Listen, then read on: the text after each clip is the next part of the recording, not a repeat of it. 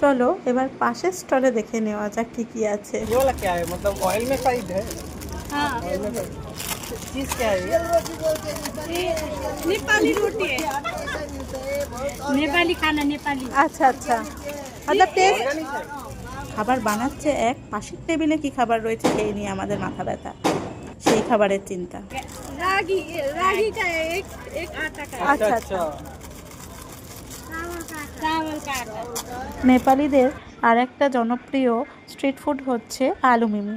এখানে সেটাই তৈরি করা হচ্ছিল, কিন্তু আমাদের নজর তখন ছিল পাশের টেবিলে সেল রুটির ওপর।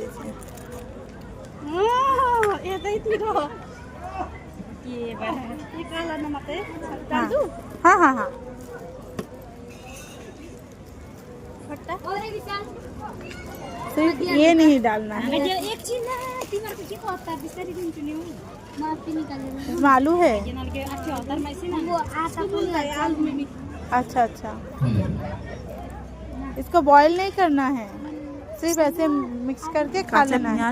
আলু দিয়ে একটা ভীষণ পাতলা ঝোল, তার সাথে চাট মশলা আর বিট নুন দিয়ে একটা ওয়াই ওয়াই বা বলা যেতে পারে হচ্ছে তোমার কাঁচা ম্যাগির একটা সংমিশ্রণ ছিল এটা। আলু মিমি হ্যাঁ, স্ট্রিট ফুড হিসেবে ভালো ছিল, কিন্তু এটা যারা বুদ্ধি করে কি বানিয়েছে সেটা ওরাই জানে। আর ঠিকঠাক ভালো লেগেছে খেতে, খারাপ নয়। हम लोगों का घूमने की तरह भी है। বাংলায় বলতে ভাই हमारे घूमने मत कम स्पाइसी, কম স্পাইসি। অনেকটাই কম স্পাইসি।